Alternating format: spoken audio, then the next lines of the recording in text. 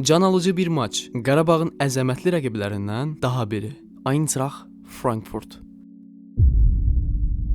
Yanvar ayının 21-də Tofiq Bəhramovda Qarabağın məqsədi aydındır. Yalnız qələbə və qazanılacaq 3 xal. Hazırda təmsilçimiz 7 xalla turnir cədvəlinin 22-ci Alman klubu Frankfurt 4 xalla 31-ci pillədə qərarlaşıb və hər iki komandanın çıxış yolu yalnız qələbədir. Bəs Qarabağın bu çətin sınağı adlama şansı neçədir? Gəlin detallara baxaq. Frankfurt Dino Top Möller'in öndərliyində bir neçə fərqli düzülüşdə və hətta üçlü və dörtlü müdafiəli ayrı sistemlərdə oynayır. Komanda stabil çıxış göstərməsə də, bu mövsüm Bundesliga-da 7-ci pillədə yerləşir və lider Bavariyadan uzaq olsalar da iddialı 26 xal toplayıblar. Alman klubu nə qədər qolçu olsa da, bir o qədər qol buraxmağa da meyilli komandadır. Ki bu mövsüm liqalarında 35 qol vursalar da 36 topu öz qapılarında görüblər. Soyuq 21 yanvar axşamı. Əgər Qarabağ hücum futbolunu üstün tutarsa, Frankfurt meydan daxilində birgə oynamağa başlayacaq. Bu da 10 oyunçunun həm birgə müdafiə olunub, həm də bərabər əks hücumlara yollanması deməkdir. Əgər bu ssenari yaşansa, Qarabağımız çətin epizodlarla qarşılaşa bilər və bu baxımdan hücum xarakterli oyun məntiqli bir opsiya olmaya bilər. Təbii ki, qərar Qurban Hocanındır. Qarabağda həmçinin keçid hücumları ilə, yaranan boşluqlara açılan paslarla rəqib müdafiəni, ardınca golkiperi ovlaya bilər.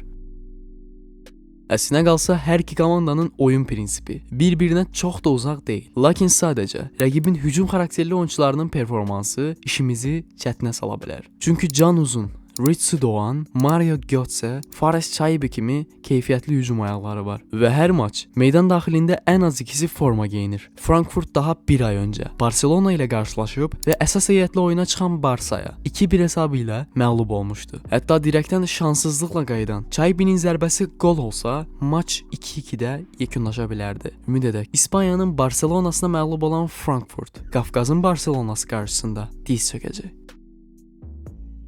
İlk növbədə Qarabağa bu əledici maçda qələbə arzulayırıq. Bu sınağın ardınca isə qismətimizin bəlli olacağı Anfield, Liverpool səfəri bizi gözləyir. Görək Qarabağ növbəti mərhələyə adlayıb bu tarixi uğura imza ata biləcəkmi?